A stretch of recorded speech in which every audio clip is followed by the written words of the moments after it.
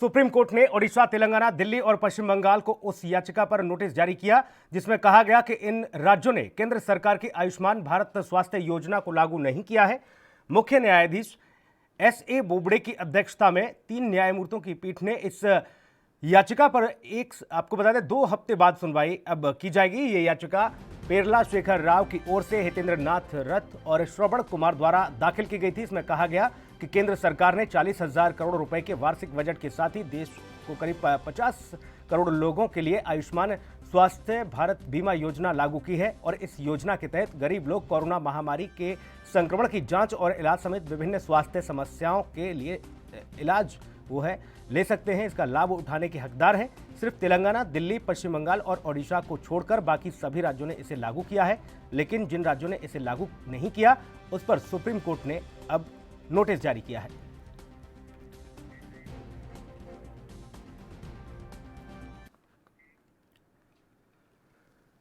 केंद्रीय रेल राज्य मंत्री सुरेश अंगड़ी भी कोरोना संक्रमित पाए गए हैं। उनकी जानकारी उन्होंने खुद ट्वीट करके दी है।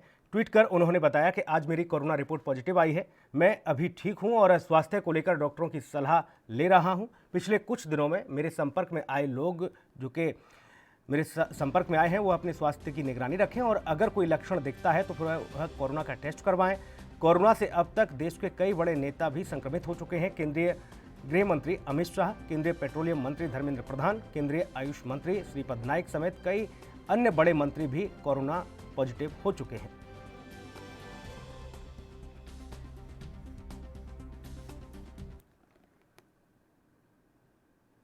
रक्षा मंत्री राजनाथ सिंह ने एरो इंडिया 2021 की वेबसाइट लॉन्च की जो कि 3 से 7 फरवरी 2021 के बीच आयोजित होगी। आपको बता दें कि भारत ब्रिटेन रक्षा उपकरण उप समूह बैठक में एरो इंडिया 2021 पर भी चर्चा हुई थी। यूके एशिया के सबसे बड़े एयर शो में भाग लेने के लिए उत्सुक है। भारत ने एयरफोर्स स्टेशन येलहंका बेंगलुरु में करीब 20 फरवरी से 24 फरवरी 2019 तक एरो इंडिया 2019 के 12वें संस्करण की मेजबानी की थी। आयोजन में कुल 61 विमानों ने भाग लिया था। रक्षा मंत्रालय के अलावा नागरिक उड्डयन मंत्रालय, कौशल विकास मंत्रालय, राज्य सरकारों और औद्योगिक संघों सहित कई एजेंसियों द्वारा कई सेमिनार आयोजित किए गए हैं।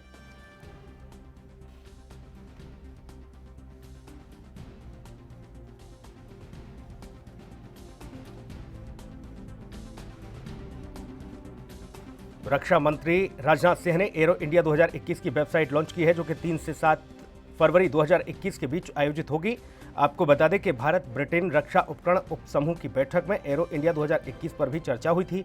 यूके एशिया के सबसे बड़े एयर शो में भाग लेने के लिए उत्सुक है। साथ ही भारत ने एयरफोर्स स्टेशन येलहंका बेंगलुरु में 20 से 24 फरवरी 2019 तक एरो इंडिया 2019 के 12वें संस्करण की मेजबानी की थी। आयोजन में कुल 61 विमानों ने भाग लिया था। रक्षा मंत्रालय के अलावा नागरिक उड्डयन मंत्रालय, कौशल विकास मंत्रालय, राज्य सरकारों और औद्योगिक संघों सहित कई एजेंसियों द्वारा कई सेमिनार आयोजित किए गए।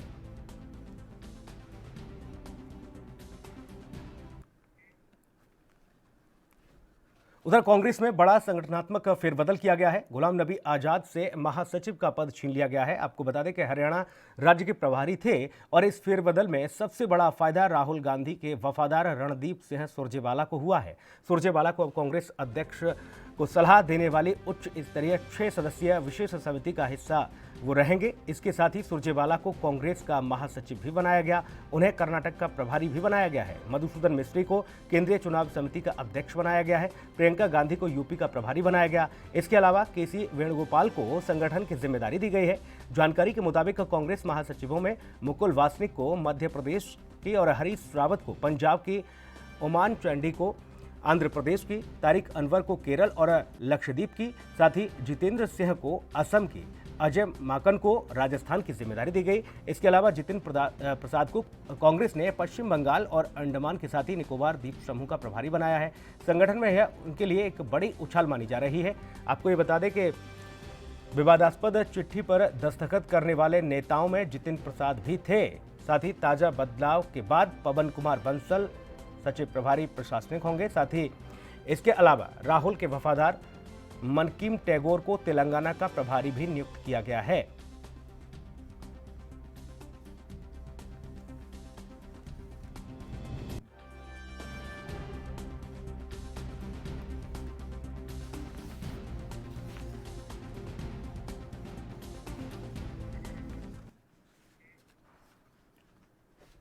उधर मुंबई में अभिनेत्री कंगना रनौत के कार्यालय पर बीएमसी द्वारा की गई तोड़फोड़ के मामले पर केंद्रीय मंत्री रामदास अठावले ने कहा कि बीएमसी ने जो किया वो गलत है।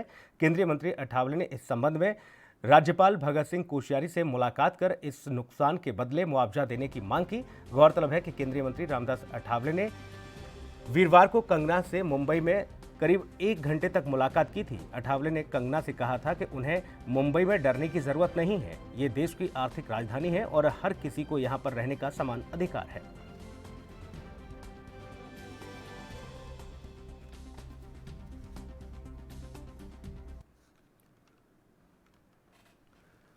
कोरोना वायरस को लेकर पंजाब के मुख्यमंत्री कैप्टन अमरिंदर सिंह ने कहा है कि लोग सावधान रहें। राज्य में अगले 2 सप्ताह में कोरोना वायरस अपने चरम पर होगा, इसलिए अब ज्यादातर सतर्क रहने की जरूरत है। लोग कोरोना को लेकर दिए गई गाइडलाइन का पालन करें। मुख्यमंत्री ने कहा कि अगले 2 सप्ताहों में राज्य में कोरोना महामारी के शिखर को छूने की संभावना है। ऐसे में राज्य के सभी मंत्री और कांग्रेस के विधायक जमीनी हकीकत जानने के लिए आने वाले 3 दिनों में अपने जिलों और हलकों का दौरा करें।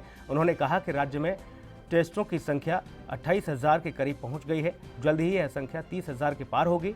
विधायक और अधिकारी मिलकर इस संकट का सामना करने के लिए काम करें।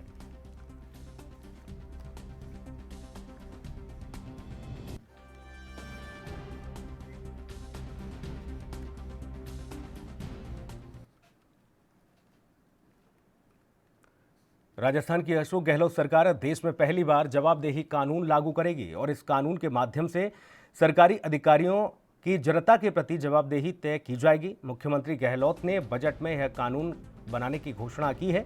कानून का मसौदा तैयार कर लिया गया है। आपको बता दें कि 2 अक्टूबर को गांधी जयंती के दिन सरकार इस कानून को लागू करेगी।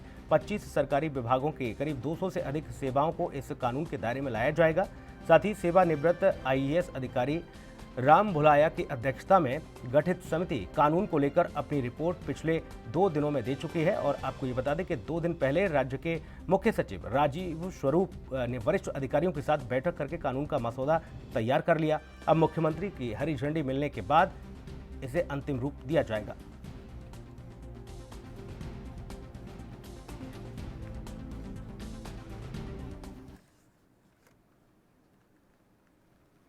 कांग्रेस वर्किंग कमेटी के सदस्य और विधायक कुलदीप बिश्नोई ने किसानों पर लाठीचार्ज की कड़ी शब्दों में निंदा की। उन्होंने कहा कि सत्ता के नशे में चूर भाजपा जजपा गठबंधन सरकार लोगों के लोकतांत्रिक अधिकार का हनन कर रही है। इतिहास गवाह है कि जिस भी सत्ताधारी सरकार ने किसानों पर लाठियां बरसाई हैं उसका खामियाजा भुगतना पड़ा है। जिस तरह से बुजुर्ग किसानों पर भी पुलिस बल ने जैसे ही उन्हें गंभीर रूप से घायल किया है, इस शर्मनाक कृत्य की जितनी निंदा की जाए कम है। उन्होंने कहा कि किसानों पर लाठी एक लाठी भाजपा गठबंधन सरकार के ताबूत में आखिरी कील साबित होगी।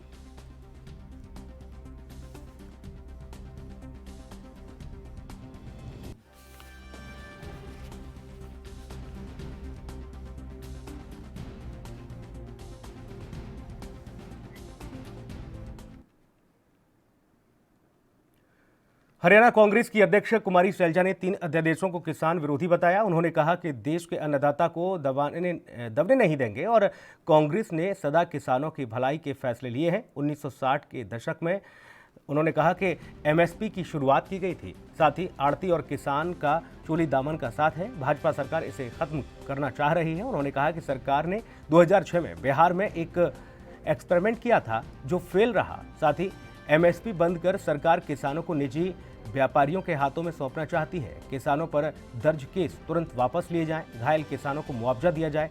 शैलजा ने कहा कि कांग्रेस सरकार आते ही ये तीनों अध्यादेश वापस लिए जाएंगे।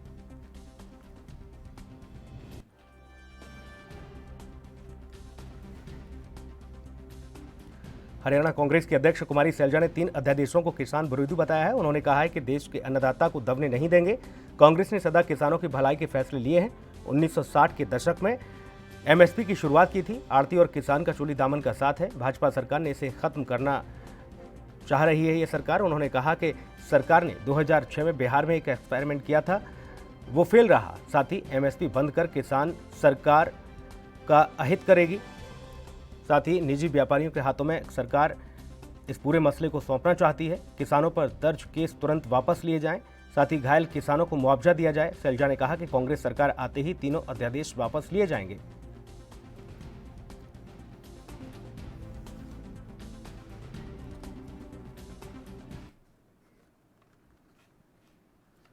कांग्रेस ने मध्य प्रदेश में होने वाले उपचुनावों के लिए 15 सीटों पर अपने उम्मीदवारों की लिस्ट जारी कर दी है। आपको बता दें कि निर्वाचन आयोग ने अभी प्रदेश में उपचुनावों की तारीख घोषित नहीं की है, लेकिन कांग्रेस ने लड़ाई के लिए तैयारी को अमली जामा पहनाना शुरू कर दिया है।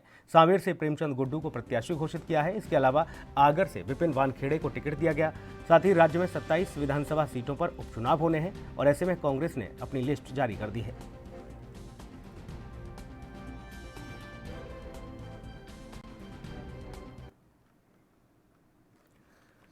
इस साल दिल्ली एनसीआर के लाखों वाहन चालकों को सर्दी के दौरान बड़ी राहत मिली है। लॉकडाउन के दौरान दिल्ली के पर्यावरण में आए सुधार के बाद इस साल सर्दियों में ऑड इवन की जरूरत नहीं पड़ेगी। जी हां, परिवहन मंत्री कैलाश गहलोत का कहना है कि फिलहाल इस साल ऑड इवन को लागू करने के लिए कोई भी प्रयास नहीं किए जा रहे हैं। वहीं दिल्ली में इलेक्ट्रॉनिक वाहनों पर अगले सप्ताह से सब्सिडी की सुविधा मिल सकती है। सब्सिडी वितरित करने के लिए परिवहन मंत्री कैलाश गहलोत ने एक निजी बैठक में, आपको बता दें, एक बैंक के साथ बैठक की और इस बैठक में सब्सिडी की राशि कैसे वितरित की जाएगी इस बारे में जानकारी हासिल की है।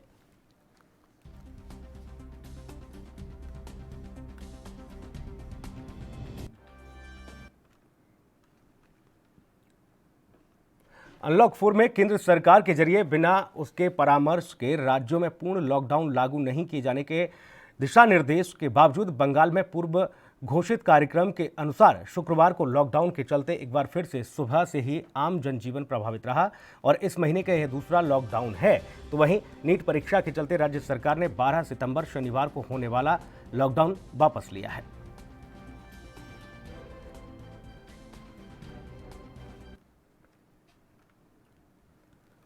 उधर बीजेपी के राष्ट्रीय अध्यक्ष जेपी नड्डा के पश्चिम बंगाल की मुख्यमंत्री ममता बनर्जी के खिलाफ निशाना साधने के बीच बंगाल बीजेपी के अध्यक्ष दिलीप घोष ने भी सीएम पर निशाना साधा। उन्होंने एक रैली के दौरान कहा कि कोरोना खत्म हो गया है। ममता बनर्जी ने लॉकडाउन लगा रखा है ताकि बीजेपी पश्चिम बंगाल में बैठक और रैलियां आयोजित न कर पाए।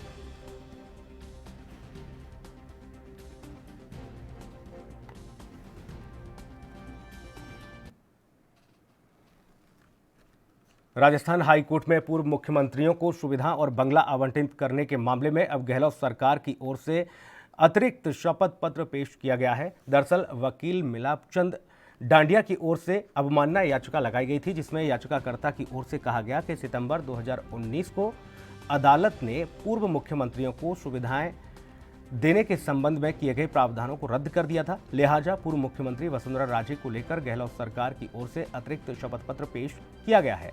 इसमें सरकार की ओर से यह साफ किया गया है कि पूर्व मुख्यमंत्री वसुंधरा राजे को बतौर वरिष्ठ विधायक होने के नाते बंगला दिया गया है।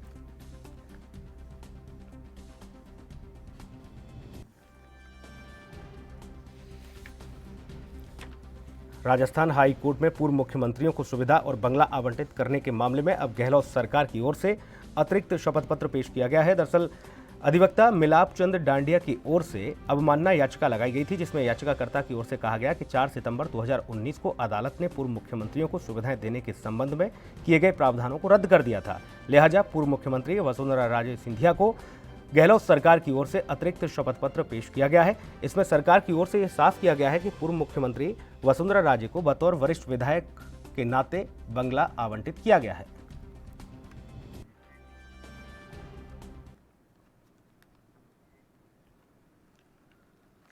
महाराष्ट्र के पूर्व सीएम देवेंद्र फडणवीस बिहार की राजधानी पटना पहुंचे, जहां पर उन्होंने सुशांत सिंह राजपूत केस और कंगना रनौत के खिलाफ बीएमसी की कार्रवाई जैसे मुद्दों पर बात की। बिहार चुनाव में बीजेपी के प्रभारी देवेंद्र फडणवीस ने कहा कि सुशांत सिंह का मुद्दा चुनाव का मुद्दा नहीं है, वो बिहार के ही नहीं देश के बेटे थे। देवेंद्र फडणवीस ने इसके साथ ही कंगना रनौत के पीओके वाले बयान पर भी प्रतिक्रिया दी। उन्होंने कहा कि मुंबई की पीओके से तुलना नहीं की जा सकती, ऐसा कहना गलत था। महाराष्ट्र के पूर्व सीएम ने कहा कि आम आदमी को लगा कि सुशांत केस की जांच होनी चाहिए, इसी कारण सीबीआई एनसीबी मामले की जांच कर रही है। पटना में प्रेस कॉन्फ्रेंस करते हुए देवेंद्र फडणवीस ने कहा कि सुशांत की मौत के बाद न्याय मिलने की उम्मीद नहीं लग रही थी। मीडिया के जरिए चीजें सामने आई, ड्रग्स एंगल भी सामने आया। उन्होंने कहा कि हमारे लिए सुशांत का मुद्दा चुनाव का मुद्दा नहीं है, सुशांत बिहार के ही नहीं देश के बेटे हैं। अगली खबर का रुख करेंगे। बहुचर्चित चारा घोटाले में आरजेडी सुप्रीमो और पूर्व मुख्यमंत्री लालू प्रसाद यादव की जमानत पर सुनवाई हुई। झारखंड हाई कोर्ट में जस्टिस अपरेश कुमार सिंह की अदालत में वीडियो कॉन्फ्रेंसिंग के जरिए सुनवाई की गई। हालांकि आरजेडी सुप्रीमो को कोई राहत नहीं मिली। लालू प्रसाद फिलहाल बेल के लिए इंतजार उन्हें करना होगा। कोर्ट में सीबीआई ने, आपको बता दें कि लालू प्रसाद की जमानत याचिका का विरोध किया, जिसके बाद कोर्ट ने लालू प्रसाद को हाफ सेंटेंस पूरा होने की अपील को माना है। इसके लिए 26 दिन का, आपको बता दें कि कम होने का कारण कोर्ट ने बेल पर अगली सुनवाई 9 अक्टूबर मुकर्रर कर दी है, क्योंकि 26 दिन अभी कम थे। आपको बता दें, चारा घोटाले के चाईबासा कोषागार मामले में तकरीबन 37 करोड़ की अवैध निकासी के मामले में लालू यादव को 24 जनवरी 2018 को 5 साल की सजा सुनाई गई थी।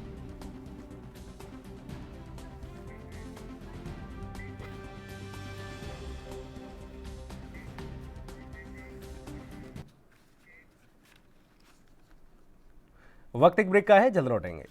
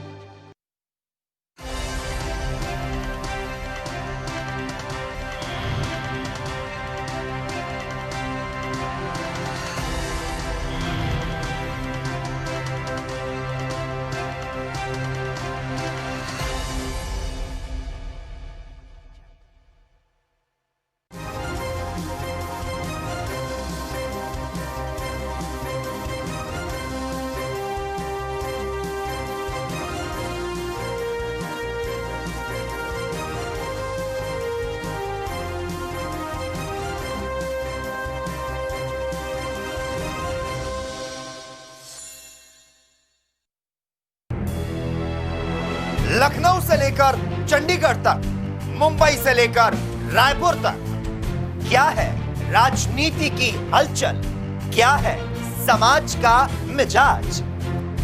राजधानी लाइव, हमारी नजर, आपका फैसला, हर रोज सुबह 8 बजे सिर्फ ANP न्यूज पर।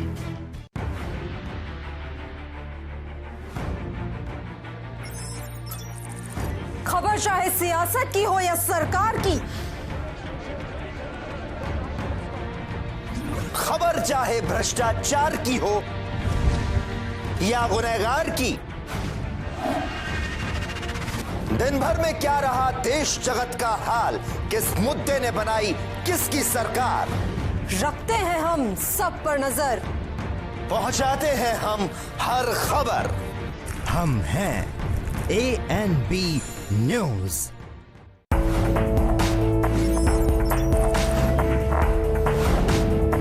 कम ब्रेक और ज्यादा खबरों के साथ देखिए ANP news in channel number पर।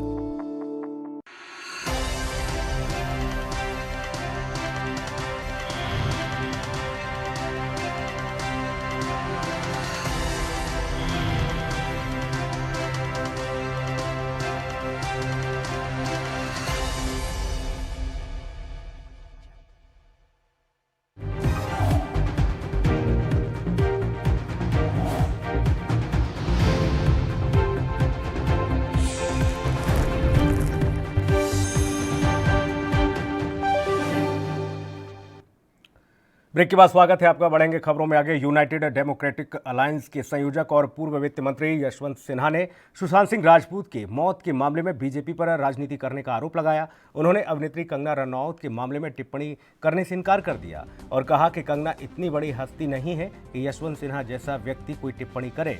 उन्होंने बिहार के हालात और यहाँ की कानून व्यवस्था को लेकर मुख्यमंत्री नीतीश कुमार को भी घेरा। कहा कि यहाँ तो 30 साल से लॉकडाउन लगा हुआ है। तो यूनाइटेड डेमोक्रेटिक अलायंस के संयोजक और पूर्व वित्त मंत्री यशवंत सिन्हा ने सुशांत सिंह राजपूत की मौत के मामले में बीजेपी पर राजनीति करने का आरोप लगाया है। साथ ही उन्होंने कंगना रनौत के मामले में टिप्पणी करने से इनकार कर दिया। उन्होंने कहा कि कंगना रनौत इतनी बड़ी हस्ती नहीं है कि यशवंत सिन्हा जैसा व्यक्ति कोई टिप्पणी करे। उन्होंने बिहार के हालात और वहाँ की कानून व्यवस्था को लेकर मुख्यमंत्री नीतीश कुमार को घेरा और कहा, यहाँ तो अब से नहीं 30 साल से लॉकडाउन लगा है।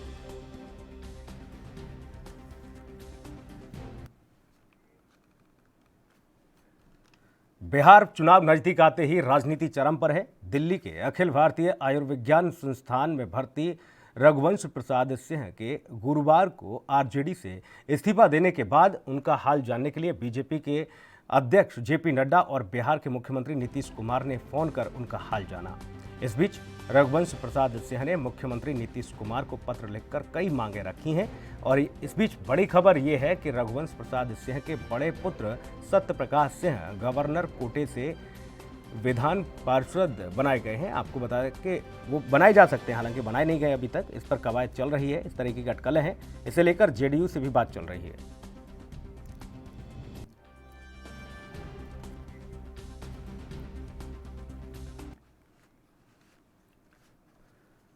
बिहार बीजेपी अध्यक्ष डॉक्टर संजय जायसवाल ने कार्यकर्ताओं से आगामी विधानसभा चुनाव में 100% परिणाम देने का आह्वान किया है। उन्होंने मिठनपुरा स्थित एक सभागार में कार्यकर्ताओं को संबोधित करते हुए कहा कि एनडीए को बिहार में सबसे ज्यादा सीटें मिलेंगी।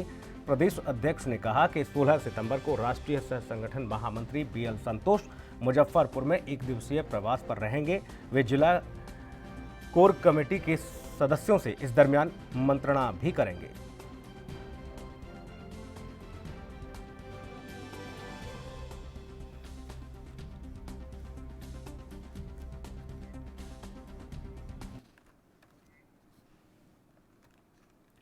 आर्य समाज के जाने माने नेता स्वामी अग्निवेश ने नई दिल्ली के institute of liver and biliary sciences में अंतिम सांस ली। स्वामी आपको बता दें कि लिवर सिरोसिस से पीड़ित थे और गंभीर रूप से बीमार थे। मल्टीपल फेल्योर के कारण मंगलवार को वो वेंटिलेटर सपोर्ट पर भी थे। शुक्रवार 11 सितंबर को उनकी हालत बिगड़ गई और शाम 6 बजे कार्डियक अटैक उन्हें पड़ा और इस दरमियान उनका निधन हो गया। डॉक्टरों की तमाम कोशिशें भी उन्हें नहीं बचा पाईं, लेकिन शाम 6:30 बजे उनका निधन हो गया।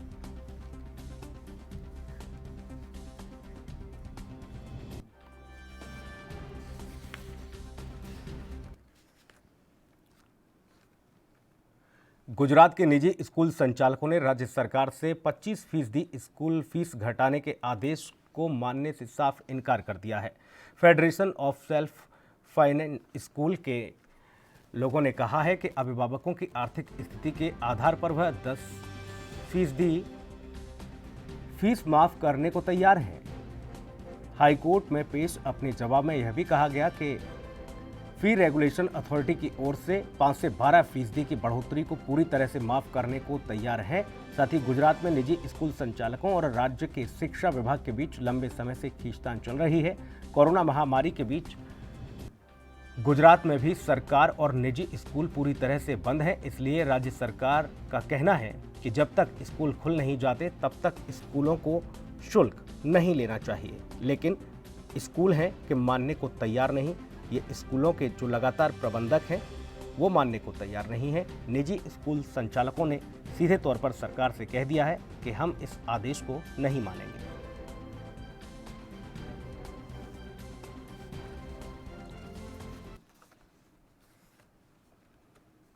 उत्तराखंड के टिहरी जनपद में नगर पालिकाओं और पंचायतों को साफ सुथरा रखने के लिए जिला प्रशासन की तरफ से निरंतर प्रयास किए जा रहे हैं। जनपद की सभी नगर पालिकाओं और पंचायतों में कूड़े का स्रोत को लेकर आपको बता दें कि चलाए गए एक जागरूकता अभियान के दरमियान जिलाधिकारी मंगेश घिल्डियाल ने अगुवाई की थी और नगर पंचायत के साथ ही नगर पालिकाओं को साफ सुथरा बनाए रखने और गीले व सूखे कपड़े के स्रोत पर ही पृथक करने को 100% सुनिश्चितता करने को लेकर जिलाधिकारी ने जिला कार्यालय के पास नगर पालिका की कूड़ा ढुलाई करने वाले वाहनों को रुकवाकर कूड़े का जायजा लिया।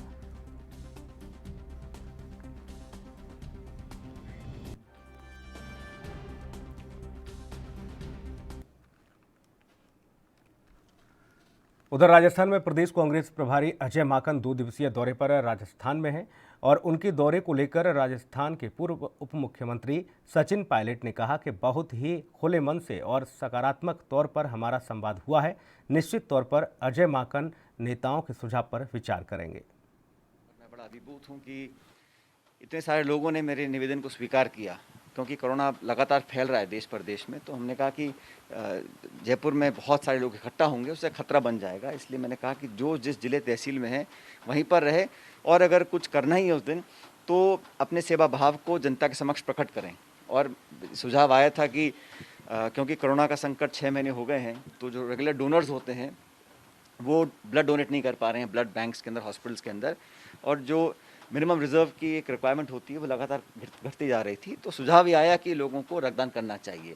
मुझे खुशी है और मैं बहुत आभारी हूँ सैकड़ों लोगों का, जिन्होंने हज़ारों की संख्या में आकर पूरे प्रदेश में 7 सितंबर को रक्तदान किया। इससे बड़ा मानवता का परिचय नहीं हो सकता कि कोरोना काल में इन्फेक्शंस के डर के बावजूद लोग आए, उन्होंने ब्लड डोनेट किया, और लगभग पूरे प्रदेश में ऐसा कोई कोना नहीं है जहां लोगों ने आकर रक्तदान नहीं किया। इस बात को दिखलाता है कि लोगों का असीम प्रेम और स्नेह है, और मैं हमेशा उनके। अगली खबर राजस्थान से है, जहां पर सीकर के रानौली थाना इलाके में एक नाबालिग लड़की से बलात्कार का मामला सामने आया है। नाबालिग लड़की कस्बे के एक मार्केट के बेसमेंट में बेहोशी की हालत में मिली। नाबालिग लड़की के हाथ की नसें कटी हुई थीं। साथ ही परिजनों ने थाने में एक युवक पर नशीला पदार्थ खिलाकर बलात्कार का मामला दर्ज कराया है। आरोप है कि युवक ने पीड़िता को दुकान में बुलाकर उसके साथ बलात्कार किया। फिलहाल नाबालिग को गंभीर अवस्था में सीकर के कल्याण चिकित्सालय में भर्ती कराया गया। साथ ही रानौली पुलिस पूरे मामले की जांच में जुटी है।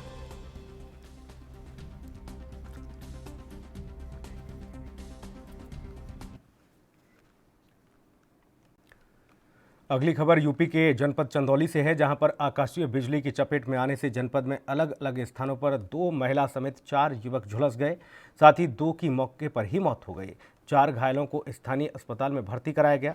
जैसा कि लगातार देखने में आ रहा है कि यूपी के अलग अलग हिस्सों में आकाशीय बिजली गिरने की घटनाएं बढ़ती जा रही हैं। अभी चंदौली के अलग अलग गाँवों में आकाशीय बिजली गिरने से 2 की मौत हो गई है, जबकि 4 लोग बुरी तरह से झुलस गए।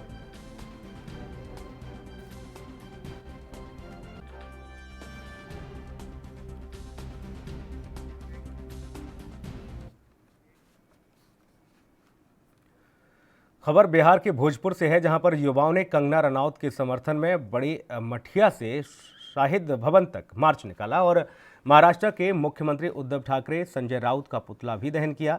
इस दौरान युवाओं ने कहा कि महाराष्ट्र सरकार ने कोरोना महामारी के बीच भी इस तरह की स्थिति को बना के रखा, और इतना ही नहीं, कंगना रनौत के घर पर और दफ्तर पर जो तोड़फोड़ की गई है उससे पूरी तरह से गुंडागर्दी नजर आ रही है। अब यह गुंडागर्दी बर्दाश्त नहीं की जाएगी। देश जागरूक हो चुका है और कंगना के साथ खड़ा है।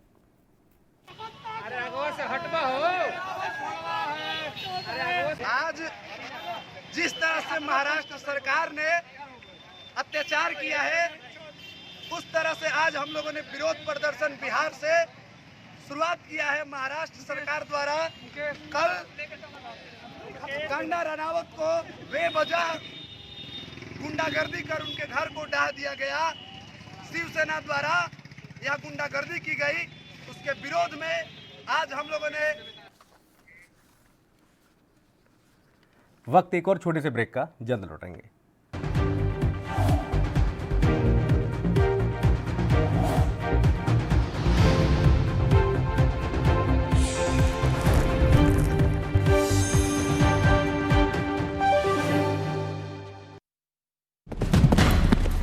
नई ऊर्जा, नई ताकत का एहसास एक्सप्लस गोल्ड किट बना है पुरुषों के लिए खास। कैप्सूल, ऑयल, क्रीम और पाउडर, 30 सालों से मर्दों का भरोसेमंद एक्सप्लस गोल्ड किट मेडिकल स्टोर्स में उपलब्ध।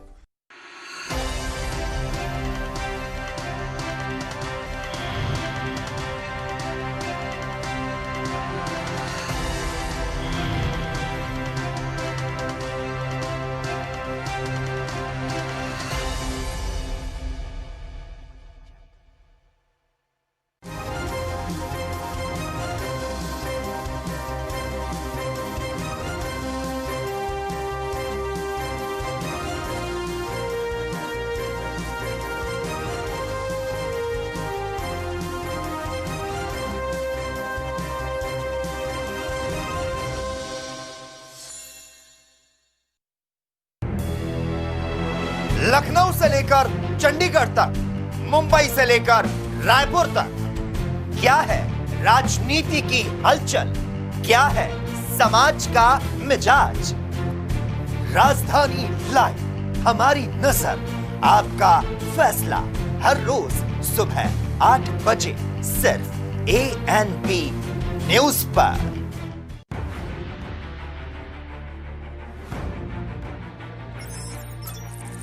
खबर चाहे सियासत की हो या सरकार की, खबर चाहे भ्रष्टाचार की हो या गुनहगार की, दिन भर में क्या रहा देश जगत का हाल, किस मुद्दे ने बनाई किसकी सरकार, रखते हैं हम सब पर।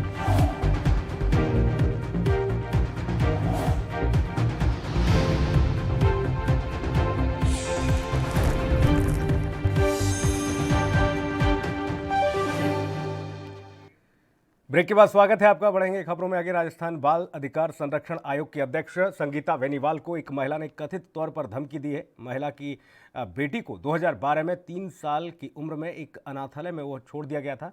वो उसे वापस पाना चाहती है, जिससे अनाथालय प्रशासन ने इनकार कर दिया है। आपको बता दें कि उसने कथित रूप से बेनीवाल को फ़ोन करके और व्हाट्सएप पर संदेश भेजकर गंभीर परिणाम भुगतने की धमकी दी है। उसने फ़ोन पर न केवल जान से मारने की धमकी दी, बल्कि व्हाट्सएप पर मैसेज करके 2 दिन में नाबालिग बच्ची को उसकी मां को सुपुर्द कर देने की चेतावनी भी दी। बेनीवाल ने कहा कि मैंने पुलिस आयुक्त से मुलाकात करके जांच के लिए सभी नंबर और संदेश साझा कर दिए हैं। मैंने अनाथालय को पुलिस सुरक्षा मुहैया कराने की मांग की है, ताकि लड़की के साथ, बच्ची के साथ कोई भी अप्रिय घटना ना हो सके।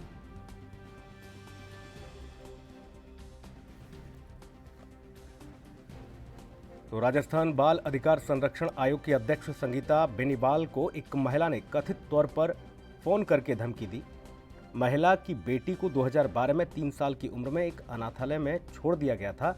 वो उसे अब वापस पाना चाहती है, जबकि उस बच्ची को छोड़ के वो चली गई थी। लेकिन अब वो जब वापस आ गई, उसने कहा कि मैं अपनी बेटी को वापस पाना चाहती हूँ, लेकिन अनाथालय प्रशासन ने इनकार कर दिया। इसके बाद उसने कथित रूप से बेनीवाल को फ़ोन करके और व्हाट्सएप पर संदेश भेजकर गंभीर परिणाम भुगतने की धमकी दी है। उसने फ़ोन पर न केवल जान से मारने की धमकी दे दी, बल्कि व्हाट्सएप पर मैसेज करके 2 दिन में नाबालिग बच्ची को उसकी मां के सुपुर्द करने की चेतावनी भी दी। बेनीवाल ने कहा कि मैंने पुलिस से मुलाकात की है, आयुक्त से मुलाकात की है और जाँच के लिए सभी नंबर के साथ ही जो संदेश भेजे गए थे उनको साझा किया है। अनाथालय को पुलिस की सुरक्षा मुहैया कराने की मांग भी कर दी है, ताकि बच्ची के साथ कोई अप्रिय घटना ना हो।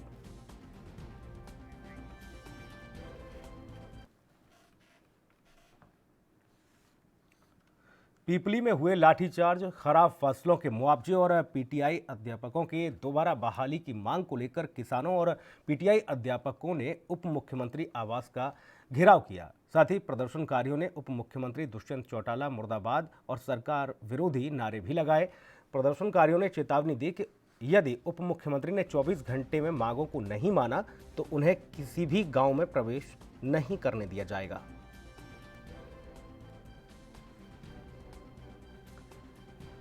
तो सिरसा से ये खबर आपको बता रहे हैं, जहां पर पीपली में हुए लाठीचार्ज और खराब फसलों के मुआवजे के साथ ही पीटीआई अध्यापकों को दोबारा बहाली की मांग को लेकर किसानों और पीटीआई अध्यापकों ने उप मुख्यमंत्री आवास का घेराव किया। प्रदर्शनकारियों ने उप मुख्यमंत्री दुष्यंत चौटाला मुर्दाबाद और सरकार विरोधी नारे लगाए। प्रदर्शनकारियों ने चेतावनी दी है कि यदि उप मुख्यमंत्री ने 24 घंटे में मांगों को नहीं माना तो उन्हें किसी भी गांव में प्रवेश नहीं करने दिया जाएगा। तुरंत सरकार से इस्तीफा दे, तुरंत हरियाणा के किसानों की जो मांग है 40,000 प्रति एकड़ जो हमारी फसलें खराब हुई है उनका मुआवजा दे। तो क्या अल्टीमेटम भी दिया गया? 24 घंटे का अल्टीमेटम हमने सरकार को दिया है। यदि दुष्यंत चौटाला ऐसा 24 घंटे में नहीं कर पाते हैं तो हरियाणा के प्रत्येक गांव के अंदर, प्रत्येक जिले के अंदर विरोध प्रदर्शन किया जाएगा। उप मुख्यमंत्री उधर जींद में 4 नकाबपोश बदमाशों ने एक दुकान पर बैठे एक व्यापारी पर गोलियों से जानलेवा हमला कर दिया। हमले की ये पूरी वारदात वहां लगे सीसीटीवी कैमरे में कैद हो गई, जिसमें तस्वीरों में आप साफ तौर पर देख सकते हैं कि कुछ बाइक सवार युवक पहले तो दुकान पर पहुंचते हैं और फिर दुकानदार पर हमला कर देते हैं। हालांकि इस दौरान दुकानदार हमलावरों का डटकर मुकाबला करता है और उन्हें वहां से खदेड़ देता है, लेकिन इसी बीच एक हमलावर दुकानदार को कंधे में गोली मार देता है और फिर बाइक से फरार हो जाता है।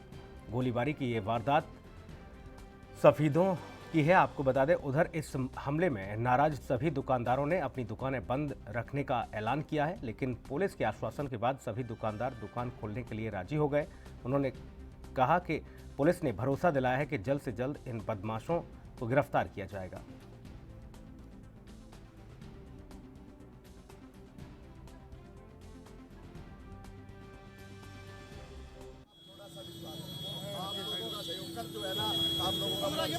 ये अकेला आदमी कोई ये दावा करे मैं ये कर दूंगा वो कर दूंगा। आपकी बात ठीक है सर, कल सबका सहयोग मिला। बिल्कुल आप जैसे सामाजिक संस्थान जो असामान्य आदमी थे उन्होंने थोड़ा सा कलू करने की कोशिश की, जैसे ही थोड़ी सी बूंद दिखाई पूरा हाथ मैंने अपने आप बढ़ाया। ये सर ये जनता का दर्द बोल रहा है, इस वक्त मैं खुद नहीं बोल रहा है, तफ्तीश किया मैं सिर्फ व्यापार मंडल का महासचिव होने के नाते नहीं बोल रहा है ये चीज।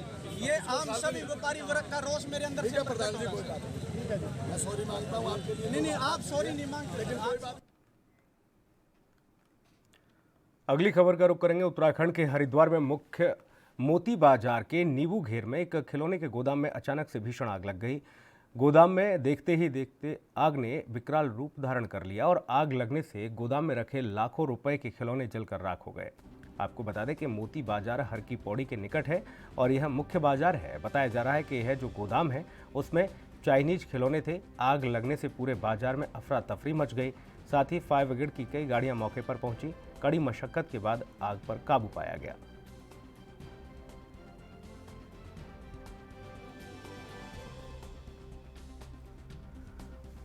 हरिद्वार के मुख्य मोती बाजार में नींबू घेर में एक खिलौने के गोदाम में अचानक से ये आग लगी।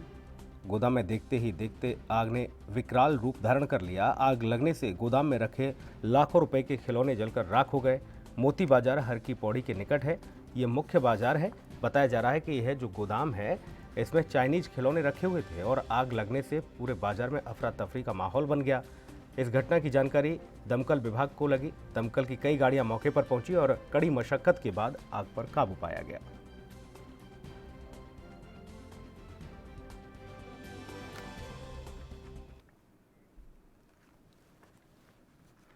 किसान ट्रेन के जरिए आंध्र प्रदेश से ताजे फल और सब्जी आने से देश की राजधानी दिल्ली की मंडियों में सब्जियों की उपलब्धता बढ़ने पर कीमतों में नरमी आने की उम्मीद की जा रही है। खासतौर पर टमाटर, जो कि बरसात की सीजन की शुरुआत से ही लाल हो गया है, उसके दाम में कमी आ सकती है, क्योंकि आंध्र प्रदेश से आ रही किसान ट्रेन पार्सल ट्रेन में सबसे ज़्यादा टमाटर ही हैं। देश की राजधानी दिल्ली और आसपास के इलाकों में टमाटर का खुदरा भाव आपको बता दें कि 60 से 80 रुपये किलो था, जबकि आज़ादपुर मंडी में टमाटर का थोक भाव 12 से 56 रुपये प्रति किलो था। साथ ही आपको बता दें, मंडी में 3 दिनों से टमाटर इसी भाव पर बिक रहा है। व्यापारियों का कहना है कि बरसात के सीजन में टमाटर समेत अन्य हरी सब्जियों की फसल नष्ट हो जाने के चलते आवक कमज़ोर हो जाती है, जिसके तहत कीमतों में तेजी हो जाती है।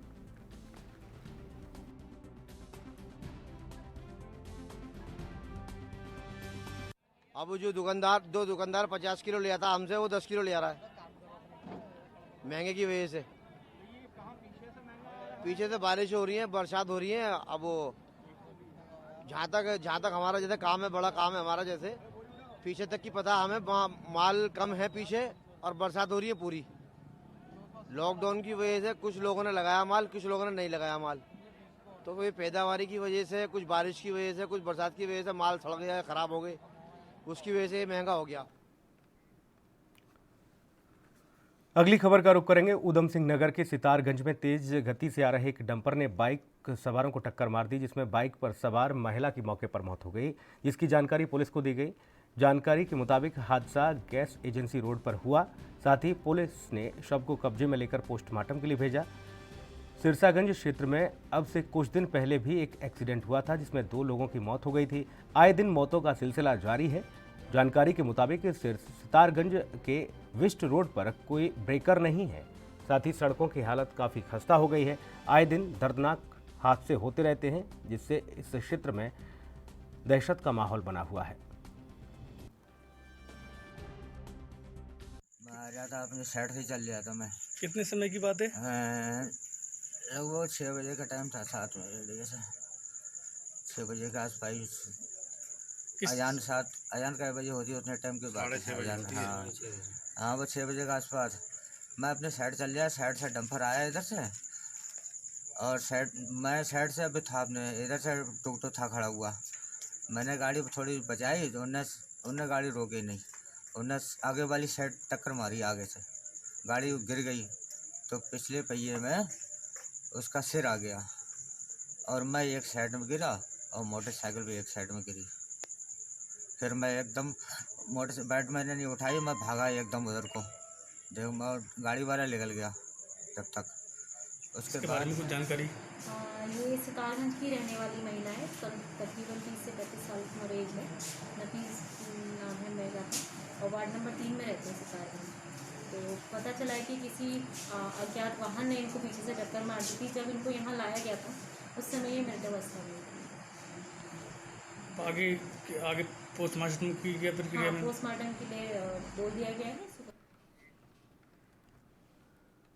चमोली के थराली विकास खंड के किमनी गांव में विद्युत लाइन ठीक करने के दौरान विद्युत विभाग का एक संविदा कर्मी करंट की चपेट में आ गया, जिसे सामुदायिक स्वास्थ्य केंद्र थराली में प्राथमिक उपचार के बाद हायर सेंटर रेफर कर दिया गया। जानकारी के मुताबिक जब विद्युत विभाग का संविदा कर्मी प्रदीप सिंह रावत विद्युत लाइन ठीक करने के लिए किमनी गांव पहुंचा, इसी दौरान संविदा कर्मी ने सब स्टेशन से शटडाउन लिया और लेकिन विभाग की लापरवाही की तरफ से लाइन को चालू कर दिया गया। इस दौरान 2 लाइनों को जोड़ने के बाद जैसे ही वह तीसरी लाइन की मरम्मत के लिए चढ़ा, अचानक से विद्युत लाइन में बिजली का करंट दौड़ गया, जिससे वो करंट की चपेट में आ गया। आनन फानन में स्थानीय लोगों की मदद से युवक को सामुदायिक स्वास्थ्य केंद्र थराली ले जाया गया। साथ ही चिकित्सा प्रभारी डॉक्टर नवनीत चौधरी के मुताबिक युवक करंट लगने से काफ़ी जल चुका था, लेकिन युवक की स्थिति ठीक बताई गई है। प्राथमिक चिकित्सा के बाद डॉक्टरों ने युवक को इलाज के लिए हायर सेंटर रेफर कर दिया। एक 25 साल का लड़का यहाँ पे आया है जिसको करंट लगा है। उसकी कंडीशन जो है 60% से ऊपर बर्न है। उसको कंडीशन हालत अच्छी नहीं है, लेकिन उसको प्राइमरी ट्रीटमेंट दे दिया है हमने। वाइटल सारे स्टेबल है अब उसके, और उसको आगे के लिए श्रीनगर के लिए रेफ़र कर रहे हैं, बर्न वार्ड के लिए। यहाँ पे लगा हुआ था कुछ माह पहले से, और विभाग के निर्देशानुसार इसको जो भी काम बताया जाता है ये तत्काल रूप से उस अपनी ड्यूटी के निर्वहन के लिए पहुंचता है। तो आज दिनांक 11/9 को लगभग कितने बजे की घटना होगी? 9:30 बजे की घटना है। विभाग ने इसको अवगत कराया कि आप किमनी ग्राम में जा कर के लाइन को ठीक करवाएं, और जैसे ही ये ऊपर लाइन पे चढ़ा हुआ था, इसने वहाँ से शटडाउन मांग रखा था और विभाग द्वारा बगैर बताए हुए लाइन को जोड़ दी गई, जिससे इस पर गंभीर चोट है और इस समय सामुदायिक स्वास्थ्य केंद्र थराली में भर्ती है। यहाँ के चिकित्सा अधिकारियों द्वारा यह बताया जा रहा है इस पर गंभीर से चोट है और इसको आगे रेफर कर दिया जाए। मैं आप पाकिस्तान की जेल में कैद भारतीय नागरिक कुलभूषण जाधव के मामले में पाकिस्तानी विदेश मंत्रालय का बयान सामने आया है, जिसमें कहा गया है कि भारतीय दबाव में कुलभूषण जाधव के मामले में अपना कानून हम नहीं बदलेंगे। साथ ही भारत को पाकिस्तान की अदालतों का सहयोग करना होगा। पाकिस्तान के विदेश मंत्रालय की अगर बात की जाए तो उनकी तरफ से ये बयान सामने आया है।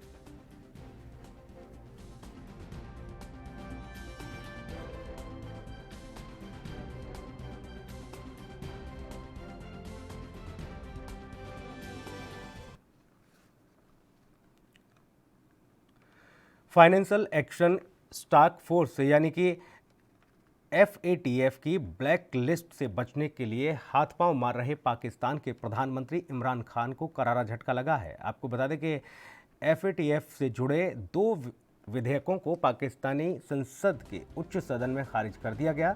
इससे आतंकवाद को पाल रहे पाकिस्तान की ब्लैक लिस्ट होने का खतरा मंडराने लगा है। उधर अपने आयरन ब्रदर को फंसता देख अब चीन भी तड़प उठा है। चीनी विदेश मंत्रालय के प्रवक्ता झाओ ने कहा कि आतंकवाद सभी देशों के लिए एक चुनौती है और पाकिस्तान ने इसके खिलाफ लड़ते हुए बलिदान दिए हैं। अंतर्राष्ट्रीय समुदाय को इसका सम्मान करना चाहिए। चीन सभी तरह के आतंकवाद का विरोध करता है। दरअसल अगले महीने FATF की बैठक होनी है। इसमें पाकिस्तान के ब्लैक लिस्ट होने पर फैसला भी होना है।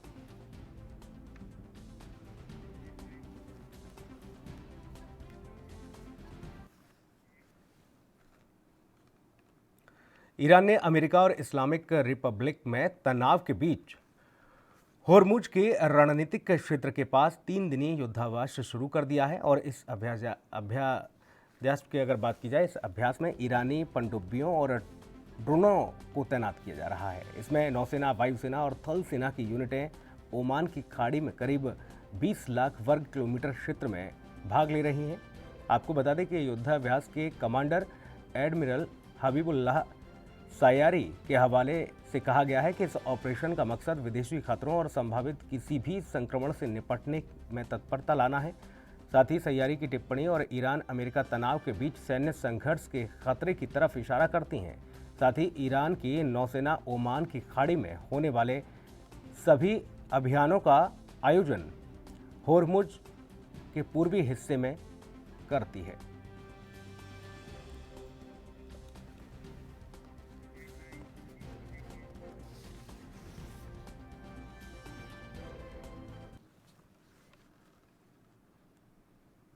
दक्षिण अफ्रीका की क्रिकेट टीम पर खतरा मंडराने लगा है। गुरुवार को देश की सरकार ने साउथ अफ्रीका के cricket board cricket south Africa को सस्पेंड कर दिया है। सरकार का यह कदम आईसीसी के नियमों के खिलाफ है।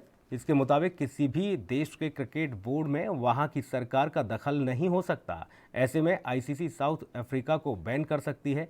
पिछले काफ़ी समय से बोर्ड नस्लवाद, भ्रष्टाचार और खिलाड़ियों के वेतन जैसे मुद्दों को लेकर विवादों का सामना कर रहा था। South African sports and Olympic committee ने खत लिखकर बोर्ड के सभी अधिकारियों को पद से हटने के लिए कहा है।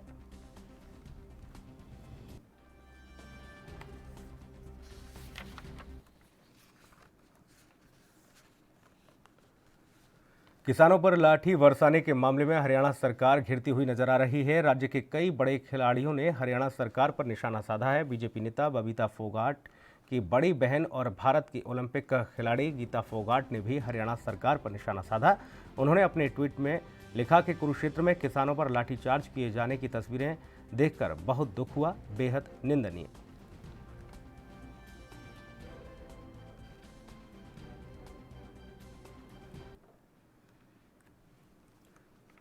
हरियाणा के कुरुक्षेत्र में किसानों ने रैली बुलाई थी। गुरुवार को पीपली मंडी में कृषि अध्यादेशों के विरोध में किसान एकजुट हुए थे, जिस पर पुलिस ने लाठीचार्ज कर दिया। साथ ही किसानों पर कार्रवाई का विरोध किया जा रहा है। इस कड़ी में भारत के स्टार मुक्केबाज मनोज कुमार ने भी खट्टर सरकार पर निशाना साधा। उन्होंने ट्वीट कर लिखा कि मेरे कुरुक्षेत्र के किसान दर्द में कराहते हुए नजर आ रहे हैं और इनका भी कोई मसीहा बनेगा।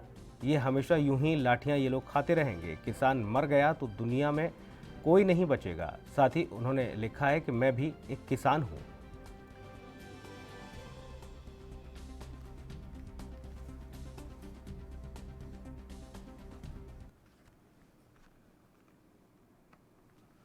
फिल्म अभिनेता आयुष्मान खुराना को देश में यूनिसेफ का सेलिब्रिटी एडवोकेट नियुक्त किया गया है। इस पद पर रहते हुए आयुष्मान देश में बच्चों के खिलाफ होने वाली हिंसाओं पर लोगों को जागरूक करेंगे और उन्हें कम करने का काम करेंगे। ये काम देश के हर बच्चे के लिए एक समान होगा। इस अभियान से जुड़ने का आयुष्मान का उद्देश्य है कि देश के हर बच्चे को सुरक्षित बचपन का अनुभव करवाना।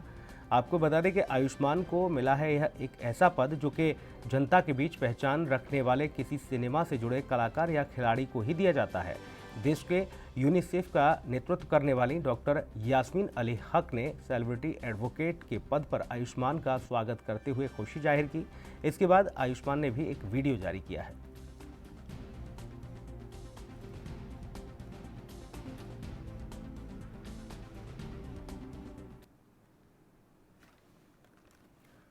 छोटे पर्दे पर अनलॉक 4 के बाद कई टीवी शो की शुरुआत हो गई है। ऐसे में आपको बता दें कि दर्शकों को भी कुछ अब अलग देखने को मिलने लगा है। एक तरफ जहां पर नए कार्यक्रमों को पसंद किया जा रहा है, तो वहीं दोबारा टेलीकास्ट हो रहे कार्यक्रमों को पसंद करने वालों की संख्या भी कम हो गई है। छोटे पर्दों के 35वें हफ्ते में टीआरपी लिस्ट सामने आई। ऐसे में हम आपको बताते हैं कि इस बार की लिस्ट में कौन से शो ने बाजी मारी है।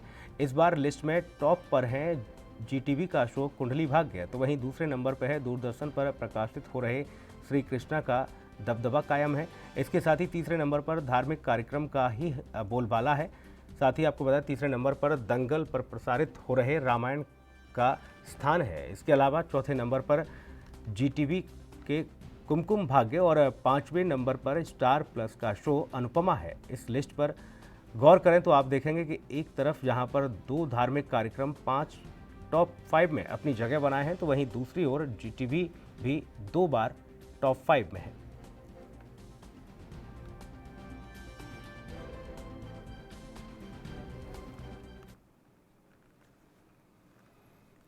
मशहूर संगीतकार और गायक AR रहमान मुश्किलों में नजर आ रहे हैं और उन पर आयकर विभाग ने टैक्स चोरी करने का आरोप लगाया है। साथ ही उनके टैक्स के भुगतान में विसंगतियां भी पाई गई हैं। ऐसे में आयकर विभाग ने ऑस्कर विजेता AR रहमान के खिलाफ मद्रास हाईकोर्ट में याचिका दायर की है, जिसके बाद मद्रास हाईकोर्ट ने गायक को नोटिस भेजा।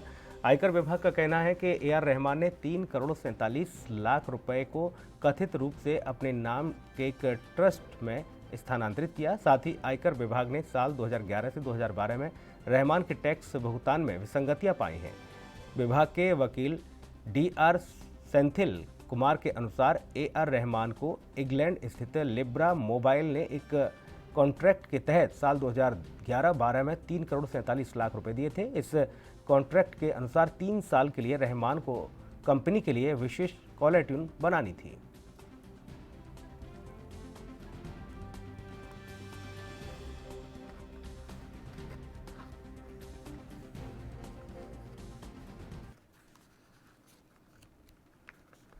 फेमस टीवी सीरियल सपना बाबुल का विदाई फिल्म एक्टर सारा खान कोरोना पॉजिटिव पाई गई हैं। एक्ट्रेस ने सोशल मीडिया के जरिए खुद इस बात की जानकारी दी। सारा खान ने बताया कि उनकी कोरोना रिपोर्ट पॉजिटिव आई है, जिसके बाद उन्होंने खुद को होम क्वारंटीन कर रखा है। सारा खान ने अपने इंस्टाग्राम अकाउंट पर लिखा कि दुर्भाग्य से आज मैं कोरोना पॉजिटिव पाई गई हूँ। डॉक्टरों ने सलाह दी है कि मैं खुद को घर पर ही क्वारंटीन कर लूँ। मैं अभी ठीक महसूस कर रही हूँ, लेकिन जल्दी ही स्वस्थ होने की कामना भी कर रही हूँ। सारा के आपको बता दें कि इस दरमियान कमेंट भी आ रहे हैं उनके अकाउंट पर और लगातार लोग उनके स्वास्थ्य की दुआएं मांग रहे हैं।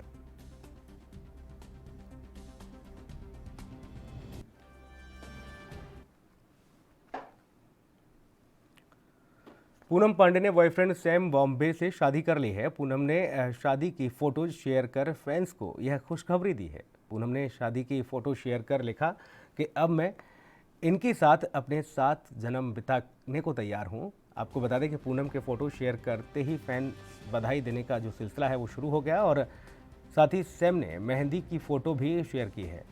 पूनम और सैम ने जुलाई में सगाई की थी और सैम और पूनम काफ़ी समय से एक दूसरे के साथ रिलेशनशिप में थे। दोनों एक दूसरे के साथ रोमांटिक फ़ोटो सोशल मीडिया पर शेयर करते रहे। साथ ही आपको ये भी बताते चले कि पूनम पांडे ने साल 2013 में फिल्म नशा से बॉलीवुड में डेब्यू किया था। उन्होंने हिंदी के अलावा तेलुगु और कन्नड़ फिल्मों में भी काम किया है।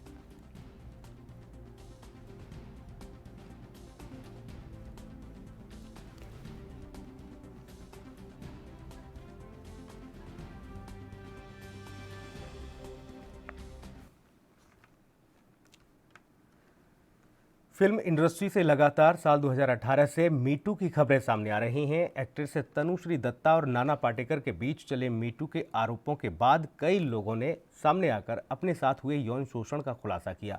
लेकिन एक मॉडल सुशांत मामले के बीच अब एक बार फिर से मीटू के तहत निर्देशक साजिद खान पर एक और मॉडल ने गंभीर आरोप लगाया है। मॉडल पाउला ने यौन शोषण का गंभीर आरोप लगाया है। पाउला ने सोशल मीडिया पर पोस्ट कर यौन शोषण की बात का खुलासा किया है। मॉडल ने इंस्टाग्राम पर एक लंबा चौड़ा पोस्ट लिखकर साजिद पर यौन शोषण का आरोप लगाया। उन्होंने लिखा कि मीटू मूवमेंट के दौरान वह चुप रहीं और ऐसा इसलिए किया क्योंकि इंडस्ट्री में उनका कोई भी गॉडफादर नहीं था। अपनी फैमिली के लिए उनका काम करना जरूरी था। अब पाउला के माता पिता उनके साथ हैं। अब ऐसे में वह निर्देशक साजिद खान के खिलाफ बोल सकती हैं।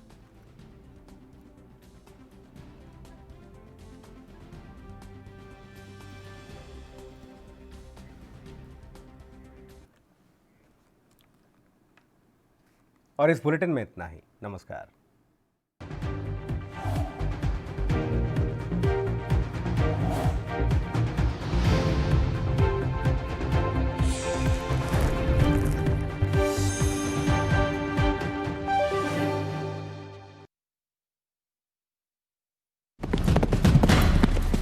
नई ऊर्जा ऊर्जा, नई ताकत का एहसास। एक्स प्लस गोल्ड किट बना है पुरुषों के लिए खास। कैप्सूल, ऑयल, क्रीम और पाउडर, 30 सालों से मर्दों का भरोसेमंद। X plus gold kit medical stores में उपलब्ध।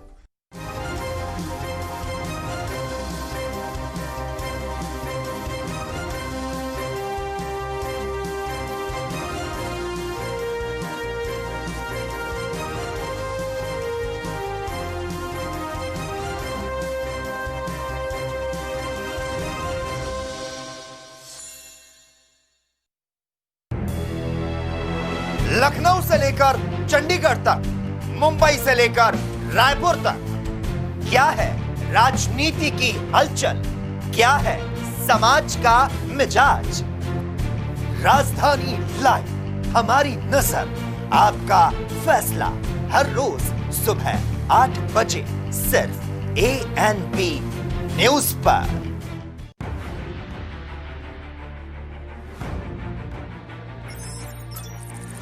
खबर चाहे सियासत की हो या सरकार की,